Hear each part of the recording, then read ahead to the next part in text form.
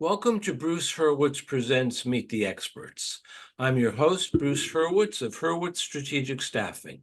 You can find us on the web at hsstaffing.com. I hope you'll consider us for all your staffing, career counseling, and professional writing needs. Shortly, I will be joined by Kelly Gordon to discuss leadership, mental health, and being a female super yacht captain. Meet the Experts is sponsored by P&K CPAs.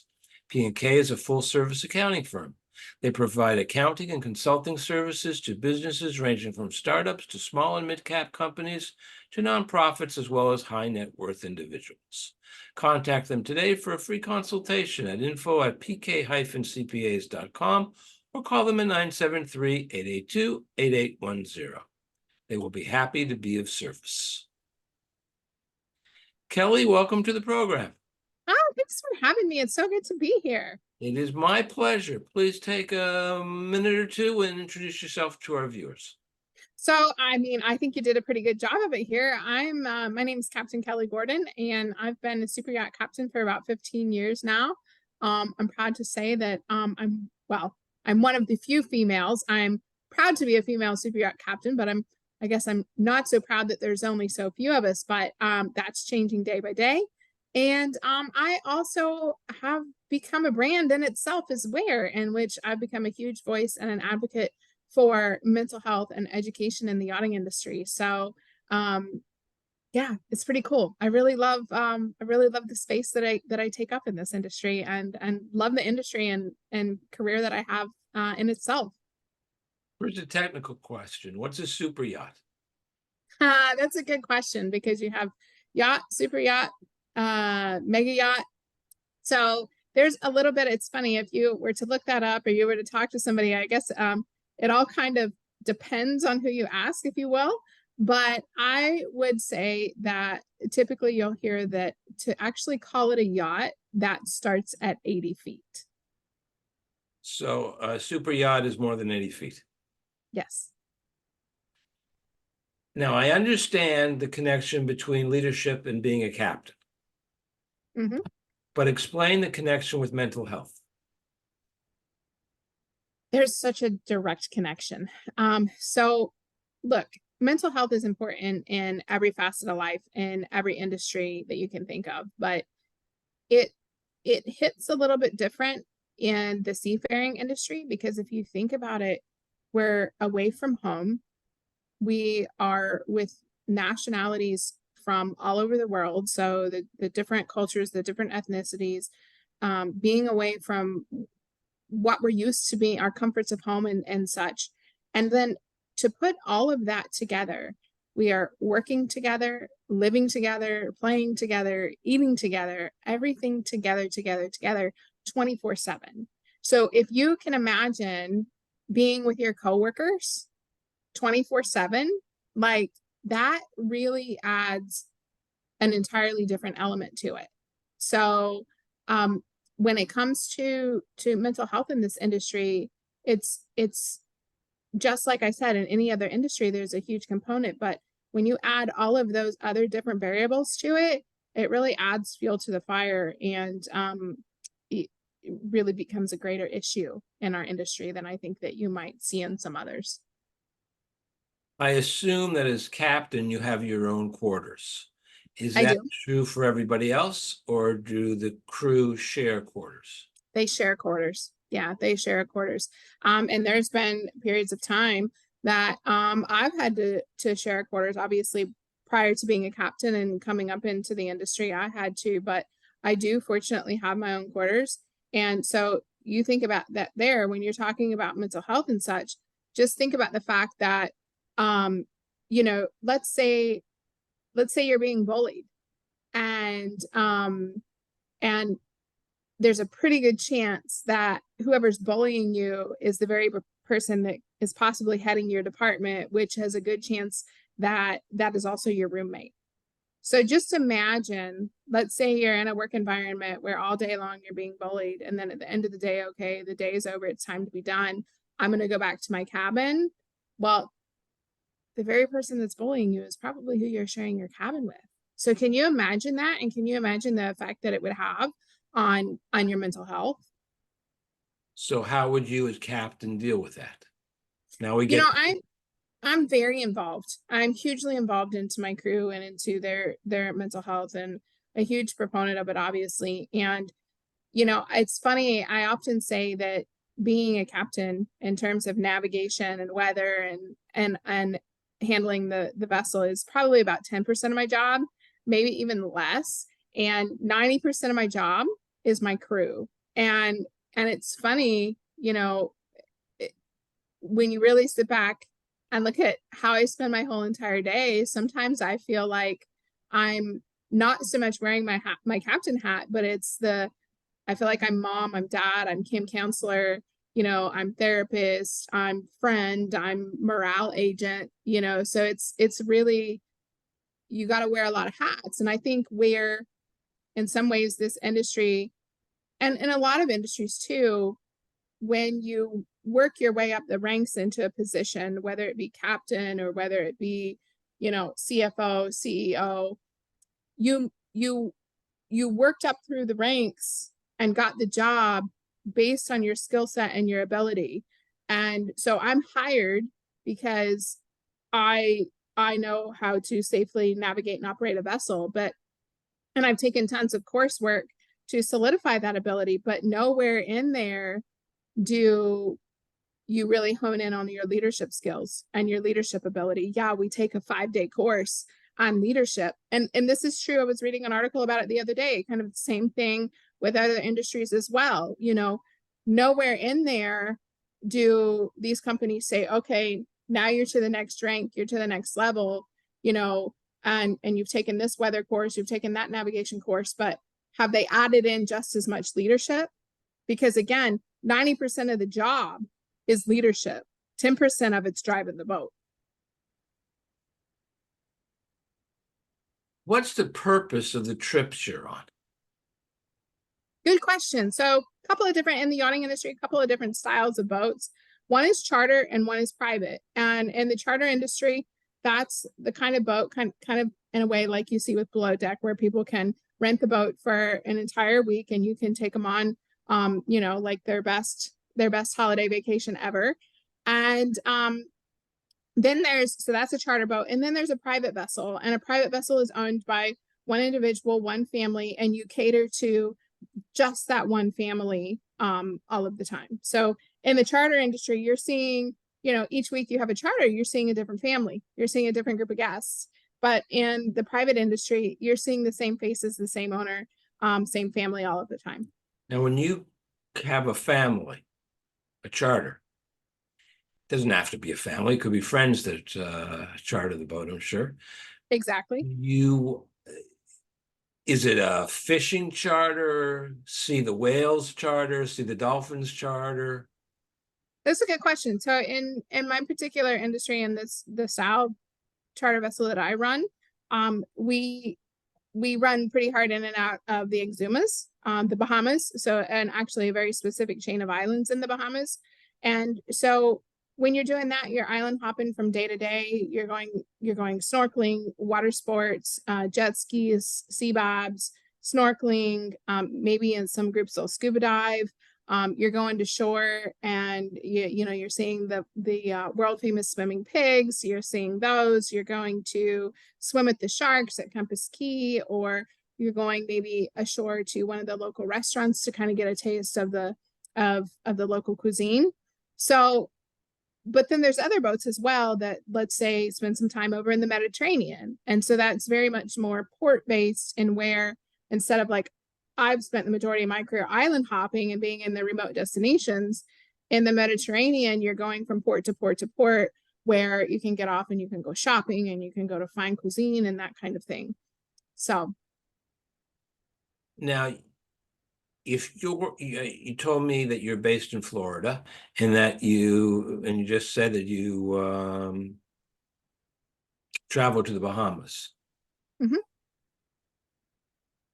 So Could how does that you work? and your super yacht go to the Mediterranean? Because that would involve transversing the Atlantic. We absolutely could if we wanted to. It depends on the program, depends on the owner. So on that particular vessel, that owner actually lived in Florida. And so while it was largely just a charter vessel, he still wanted to be able to utilize the boat some as well. And so it was easy for us to go on charter over into the Bahamas and then pop back over to Florida if we needed to. If he was to elect, like with the current family that I work for, where in a couple of seasons they may want to consider going to the Mediterranean, then two ways that the boat could get there. One way is we could take it on its own bottom, so it could go transatlantic. The other way is to put it on an even bigger ship and to ship it. Shipping a ship. I guess there's nothing wrong with that. If you can put cars on trains. Like Yeah, shipping a ship, it works. The bottom line seems to be that you're in the hospitality and customer service industry. Oh, you nailed it. 100%. 100% hospitality. So you've got the ship. You can go from point A to point B. If there's a storm, you know how to weather it. I believe that's the proper word. What about food? That's a good question. Thank God for the chef, right? Again, as we discerned before we started this. Airplane food or Oh no. We're talking like 7 stars out of 5 stars kind of food. Like, we eat well. I'm not gonna lie, we eat really well. And so that's a really good question though. So if you're doing a transatlantic or you're going on charter for a month, or you're going to be out to sea for 3 months, how are you provisioning the boat? And it's a great question. And that really lies heavily on the part of the stews and the chefs.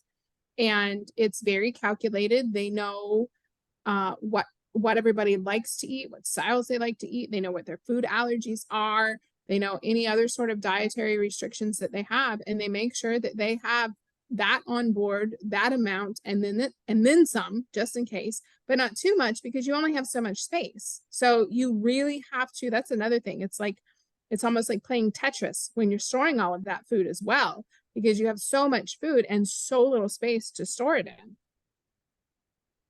Now,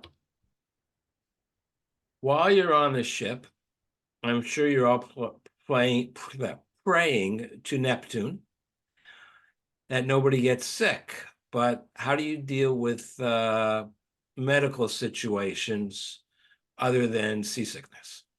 It's a really good question. So, we all take a basic safety training in which every crew member has a very basic level first aid AED type of training. So they've had some hands-on training with it. Now, as you know, like anything, if you don't practice it and you don't drill it and you don't do it time and time again, you kind of forget those things. Mm-hmm. So you'll have crew members that are dedicated as part of the medical team, and they have advanced training, and then the boats also drill.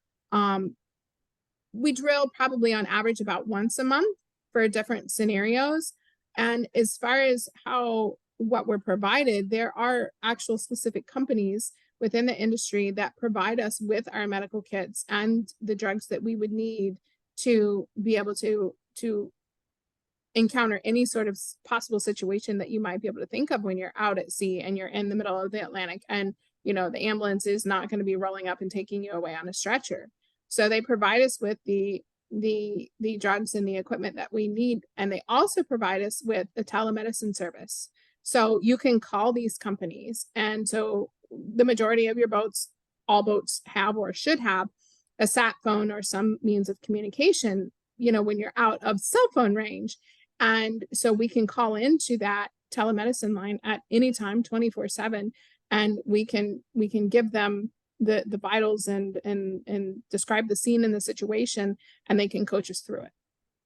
But they can't, if somebody has a ruptured appendix, they can't talk you through performing an appendectomy. Well, actually, that was the example that I was just going to give. I actually had a story. A friend of mine was a captain on a boat that was doing a transatlantic crossing, and one of his crew members did have a ruptured appendix. they called into telemedicine. They were in the middle of the Atlantic, and the doctor said, look, here's what you've told me. Here's the situation. There's two possible outcomes. You can do the surgery yourself on board, and I'll walk you through it. And he might survive, or you don't do the surgery and he will die. Yeah. And so they did, with the support of what they had on board and telemedicine. They successfully performed the surgery and saved the fellow's life. I'm thinking of an old movie where they had it with the pharmacist mate had to perform the surgery. That's where I got the idea from for the appendicitis. I forget the name of the movie. Not important. It's very real out there. I mean, it gets real really quick out there. I used to teach air law. And one of the things that fascinated me was a pilot on an aircraft is, for all intents and purposes, as long as that flight is taking place legally, which means from the time, if I remember correctly, the pilot enters, the captain, I should say, not the pilot, the captain enters the plane, the flight technically begins. He's a dictator. He can order the crew to do whatever he wants and they have to obey. He can order passengers to do whatever he wants. I should say she's, given who I'm talking to, and they have to obey. There was even the case of a captain giving an order to a doctor on board, a veterinarian, because they were transporting racehorses. One of the horses would not calm down, and the pilot ordered the doctor to put the horse down. How to do it. Do you have dictatorial powers on a ship when you're the captain? Technically, yes. But you're touching on an area that I feel very passionate about and kind of grinds my gears in this industry and all industries, is abuse of power. So yes, at the end of the day, I have the final say. And if I tell you to do X, Y, Z, you technically have to do it. Now, I don't, that's not my style of leadership at all. But one of the common, I don't know what you want to call it, issues, things in this industry is that abuse of power. And I think that just because you have that license or you have that position or you have those 4 stripes on your shoulders doesn't mean that you get to become a bully. It doesn't mean that you become now a god or a goddess. All it means is that really what it means is you have a team to lead. You have a team to lead and you have a team to take care of and to make sure that they're safe at the end of the day. And, but it's even so much more than that. You have a team to inspire. You have it. Becoming a captain or becoming a CEO or becoming a huge, company owner, that's a gift. It's not a right. And your responsibility is to not give orders and make sure that everybody obeys those orders.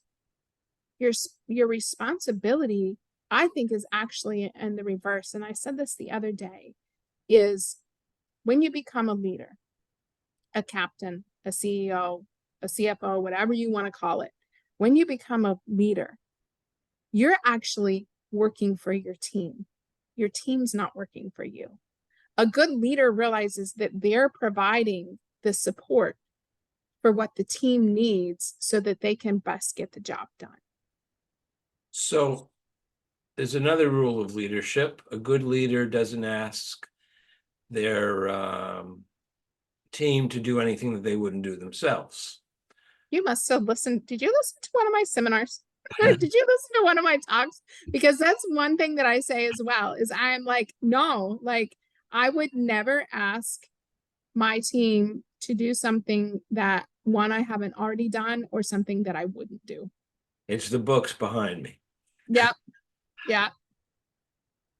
Now I forgot oh, so you've got somebody who needs an emergency appendectomy. The ambulance can't drive on water. Do you perform the appendectomy? Who do you choose to give the order? Because there's really no choice. But you're right. There is no choice. So we have medical officers and safety Oh, officers. you do have So, medical officers. yeah. Well, they're not per se a nurse, a paramedic, or an EMT. They could be, but they've done, so like myself, I'm what's called the med pick, the medical person in charge. And that means that I've done extra studies and extra training, and I have taken that position on, not so much because I'm the captain, but I do have a bit of a background in terms of medicine. I spent years working in veterinary clinics, and my mom's a nurse, so I'm not afraid of it. I'm not foreign to it. And I've taken the advanced training for the maritime industry to be the medical person in charge on the vessel, but it doesn't always have to be the captain. A lot of times it is, but it doesn't have to be. It's usually someone, and the way that I like to do it with my crew is there's, throughout the crew, there's always somebody that has an affinity. Like, let's say my first officer, he started off going to nursing school, so he has an affinity for that. Or my engineer is very safety related, so he already has an affinity for doing, being extra cautious. So you pick and choose your people based on your strengths when you're picking positions like that. So in that instance with the emergency appendectomy, could it be me doing the surgery in the middle of the transatlantic? It could be, but it very well could be my first officer, if he was also a medical person in charge. Okay, let's continue with the appendectomy. You're the best person to do it. Your first officer can do it. Your engineer may be able to do it, but you don't know if he's going to vomit and pass out the minute he puts the scalpel in his hand and makes starts the incision, which is just human nature. I mean, it's no one's fault. But there's a storm brewing, and you've got to get the ship through the storm to save everybody's life. So does Mother Nature dictate your decision that you're going to stand at the helm and somebody else is going to stand with this scalpel? What do you do? Probably so, because I mean, at that point, the very hard, cold fact of the matter is, let's say we do have a storm that's looming, that is that threatening. You've got however many crew you've got on board. So you have to weigh the risks, so to speak, or weigh the outcome. And, you have to ask yourself, and that's one thing about being in the position of leadership, you have to be able to ask yourself those very hard questions and say, okay, maybe I am slightly the better person to do this surgery, but I need to be at the helm to take care of the whole entire ship's worth of people. And I put my chief officer on the surgery because he's qualified. He can get through it, maybe not as flawlessly, but also too, my chief officer is a hell of a navigator, and he's gotten to the chief officer position because he is a great navigator. So if there was something, if he came to me and he said, I can't do it, then I would have to ask myself, am I comfortable letting him navigate through this looming storm? And you have to, that's part of being a leader, is you have to be able to weigh the risks and ultimately pick the best decision. I'm just curious, can you or your first officer use a sextant? Not yet. I haven't taken Celestial yet. No. So you navigate via GPS? And paper charts. Yeah.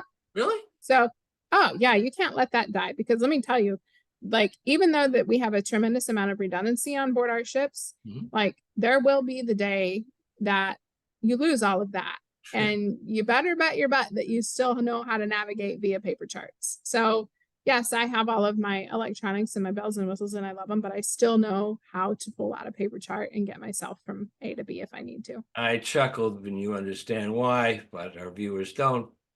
We had to reschedule this because you lost the internet, and 15 minutes before we were scheduled to go on, I lost the internet, but luckily it came back within a few minutes. Yep. So yeah, you can lose everything.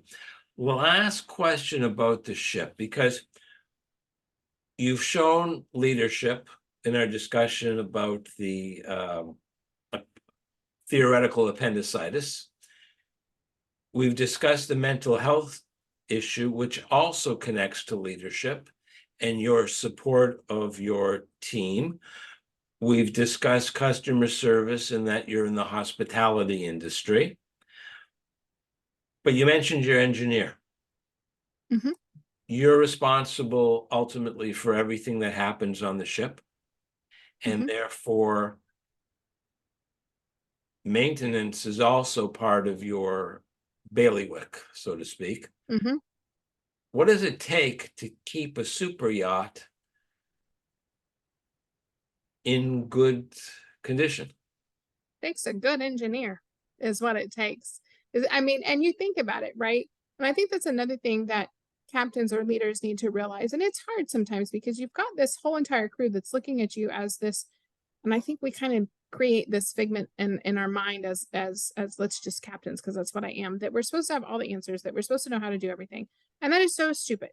Cut yourself some slack. How am I going to know, be proficient at my skill set with weather and nav and boat handling, and also how to fix it, and also how to cook a good meal for the crew, and how to keep, the interior tidy and working and in proper order? Your job as a leader is not to be a know-it-all and to know everything. I have a really good ability at hiring people that are smarter than me and better at me than what I need them to fill the spot for. So my engineer, I'm proud to say, is probably one of the best damn engineers that I have, that you could have in this industry. He actually came from aviation, so he used to be um, a former A&P, airframe and power plant mechanic.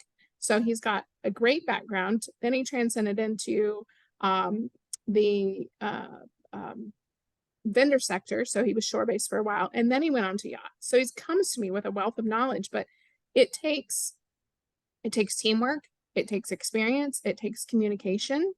And that's one of the things that he and I are always working on together, because um obviously I am very type A personality, and he as an engineer is very type A personality too. And so sometimes there is a little bit of tension there, but we're constantly working on that, and we're constantly talking about it, and how, we don't ever want to disrespect each other. We don't ever want to overstep, but work together as a team. He's more than welcome in my wheelhouse, and I'm more than welcome in his engine room. And I know some engineers that don't want anybody whatsoever stepping foot in their engine room, and I just wouldn't know how to work with an engineer like that, because I'm such a team player, and I also enjoy, dabbling a little bit as well.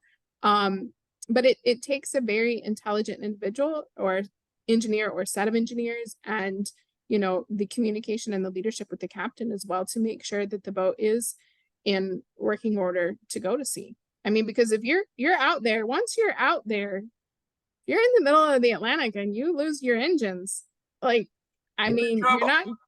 you're not getting the oars out, and rowing a 160-foot boat to shore. You're just not, and you're not calling Cito to come out to the middle of the Atlantic and tow you back. So you better make for darn sure that the vessel is in good working condition. And so you got to have a lot of confidence in your engineer. I am going to share your contact information, make us magically appear. And I have one final question for you. And I just want you to know, I intentionally didn't ask you any questions about being a female captain. Because if I was interviewing a male captain, I wouldn't ask him any questions about being a male captain. So that's why I didn't. If you want to go there now, we can go there now. Because my final question is there anything that I did not ask you that you wish I had asked you? And if I had asked you, what would you have said? Well, let me just, since you touched on that, And when I introduced myself, look, I, I hope that at some point in the future, whether male or female, we're just called captains. You know, right now as female captains, we're still called female captains. Now, some women find it offensive. I don't. I'm like, you know what? I am a captain. I am a woman that's breaking the glass ceiling, and I'm damn proud of it. You know, so, and not only that, obviously I am a female. So if that's how you want to describe me, that's fine. It doesn't offend me. But I did say too, when I was introducing myself, that I'm one of the few. I'm proud of that, but at the same time, it saddens me because I want there to be more. But it's moving in that direction. It's moving in such a positive direction. Kelly, you there? Well, that's ironic. I believe we have lost Kelly. Uh-oh. Oh, you're still there. Yeah. Are you there? Lost you for about 20 seconds. No matter. I thought you froze. No. Maybe it was on my end. Who knows? One of us froze. Luckily, we weren't in the middle of the Atlantic. I want to thank you for profusely. This has been fascinating for me. Very informative. I appreciate you coming on. You've provided. Thank you so much for having me. I wasn't sure what I was getting myself into. And so what a pleasant surprise and what a great conversation. I mean, you really dialed in on some good questions and allowed me to, you know, to just share the knowledge that I've gained over the years. So really. Well, my pleasure, and I thank you profusely. I'm Bruce Hurwitz. Thank you for watching, and as always, stay focused on success.